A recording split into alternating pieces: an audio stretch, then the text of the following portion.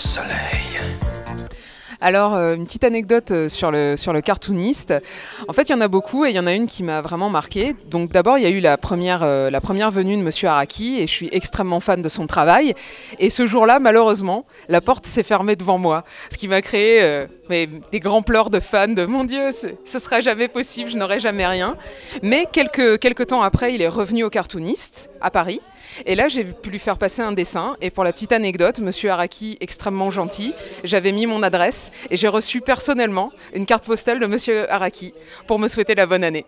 Et je crois que c'est un des meilleurs souvenirs qui soit. Cartooniste, pour moi, c'est aussi le premier cosplay de ma vie. J'ai fait Batman et Robin sur scène. Il faut savoir que je m'étais inscrit bien à l'avance. Et quand je suis arrivé le jour du cosplay, j'avais 42 fièvres. Et donc j'ai fait un cosplay de Batman et Robin avec de la température. Je suais, je suis allé à la pharmacie avant. Et après, j'ai dormi. Voilà, c'était mon premier cosplay. Et heureusement, j'ai arrêté après. Et j'ai fait des films. Et je suis meilleur. Voilà. Alors moi j'ai un souvenir assez cocasse à partager autour de Cartoonist. Alors j'ai pas eu la chance d'aller ni à Brest ni à Toulon malheureusement, mais j'ai fait les 2 ou 3 éditions de Cartoonist à Paris et je me souviens entre autres de celle à la Villette qui était installée du coup dans deux niveaux, sur 2 niveaux séparés, un peu espacés par quelques couloirs. Il y avait beaucoup de monde qui était venu et à tel point que les espaces étaient fermés au public au bout d'un moment. Ils laissaient plus rentrer les visiteurs et donc moi j'étais sur 2 stands en même temps qui étaient dans 2 niveaux différents. Et à un moment, j'ai besoin d'aller à l'autre stand. Et le vigile, à l'entrée du niveau 2, il fait « On laisse plus rentrer personne, monsieur ». Je dis « Mais oui, mais moi j'ai mon stand dedans. C'est-à-dire qu'il n'y a personne sur mon stand si je ne rentre pas. » Il a fallu batailler très ferme pour rentrer, mais derrière, on a vraiment eu une belle journée. C'est la première convention qu'a fait Animeland, je crois, en province. Et j'ai le souvenir d'avoir chargé des montagnes de magazines sur des caddies à roulettes, sur des valises qui craquaient. On venait en train et c'était quand même... on trimait pour ramener ces magazines et les vendre sur notre stand. Mais c'était aussi un super souvenir. Un petit coin de soleil dans la grisaille parisienne. Enfin, pour sortir de la grisaille parisienne. Et puis, voilà, des rencontres avec des invités qu'on sait aujourd'hui exceptionnelles et qui ont été des rencontres formidables et émouvantes. Bon alors moi mon souvenir de cartooniste c'est que j'ai réussi à m'introduire en douce dans une conférence de presse alors que j'étais pas journaliste du tout. Alors aujourd'hui oui je le suis donc j'ai le petit pass qui va bien, sauf qu'à l'époque fallait se faufiler pour aller dans une conférence de presse et en l'occurrence c'était pas n'importe qui puisque c'est Akira Kushida. Donc voilà, j'ai réussi à faire un petit sujet en douce comme ça sans être pro et j'étais tout fier, je suis revenu de cartooniste comme ça avec mon petit sujet sous le bras, c'était marrant.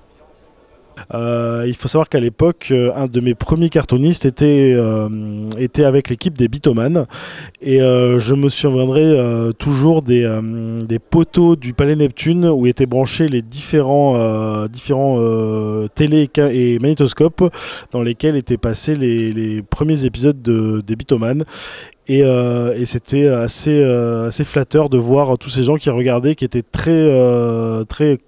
qui étaient très heureux de voir les épisodes et qui nous félicitaient d'avoir fait ce genre de petite parodie à l'époque.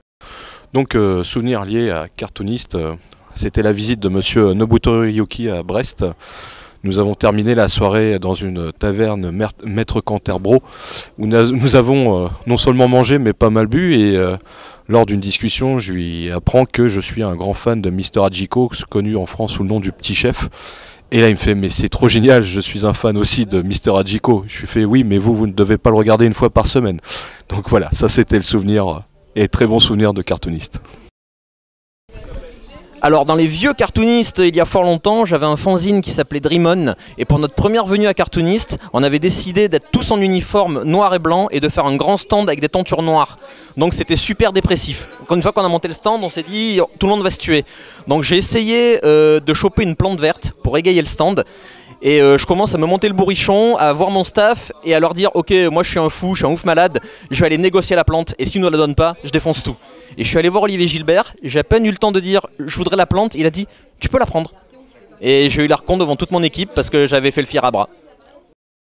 Alors, mon souvenir de cartooniste, C'est lié donc à ma première série. Avant France 5, je faisais des films qui s'appelaient Les Bitoman.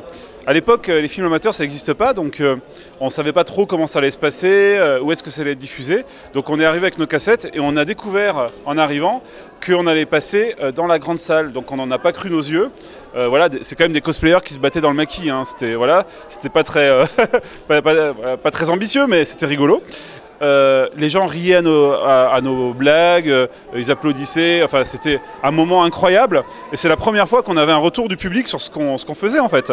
Et c'était un tellement bon moment qu'on n'a pas pu s'arrêter et toutes les années suivantes on avait toujours un épisode de Bitoman à amener. Voilà. Cartoonist, moi, ce qui m'avait le plus marqué, c'est que c'était une époque où comme il n'y avait pas encore internet, les gens se rencontraient pendant le salon. Maintenant, on se donne rendez-vous entre potes pour aller au salon tous ensemble. Et là, parfois, on faisait des rencontres super agréables. Et moi, je me rappelais tout le temps quand j'ai rencontré toute une bande de fanzineux avec Rafshan, Nikoneda, un groupe assez punk. Et on s'est retrouvés à l'improviste le samedi soir à boire des bières à la fraîche sur la place d'une petite église. Et avec Nikoneda qui est monté à la chambre de son hôtel, a ouvert et refermé les volets à maintes fois répétés pendant que tout le monde en bas criait « égoïste, égoïste, égoïste ».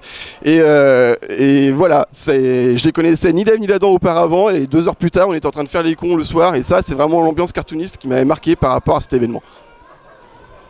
Alors moi, je me rappelle d'une chose. J'ai présenté le cosplay du cartooniste à Paris. Et j'étais en Charlie Mini. Alors ce n'est pas un dossier de la honte. C'était un superbe cosplay de Charlie Mini. D'accord. Et je vous invite à retrouver les photos sur le net. Il doit en exister encore si je ne les ai pas déjà supprimées toutes ou brûlées avec de l'eau bénite. Cartoonist, ça a toujours été le festival pour les vrais. Quand t'habites dans le monde civilisé, c'est-à-dire à l'intérieur du périph' parisien, d'abord il faut se motiver. Il faut se motiver à sortir, mais c'est pas sortir n'importe où. C'est pas sortir jusqu'à Lyon, 2 heures de train, non. Non, il faut prendre le TGV, et le TGV il est lent. Il fait la côte, 5 heures de train. 5 heures de train avec son sac à dos à espérer arriver avec des mouvements incessants, avec des retards dus à des mouvements sociaux et à des incidents voyageurs sur la SNCF. En plus, quand tu leur demandes mais pourquoi j'irai à ce festival? Pourquoi je dois y aller? Ils disent ah ouais mais dans le sud il fait beau. Alors ne vous laissez pas avoir, c'est comme pour les Bretons. Dans le sud il fait beau mais les week-ends de cartoonistes, dans le sud il pleut toujours. Et j'étais là au premier. Et je suis toujours là. Et je sais pas si je mérite une médaille, je pense pas. Ou alors une médaille pour ma bêtise. Mais c'est pas grave. S'ils le refont, je reviendrai. Je reviendrai. Je reviendrai. Oh, bah connard.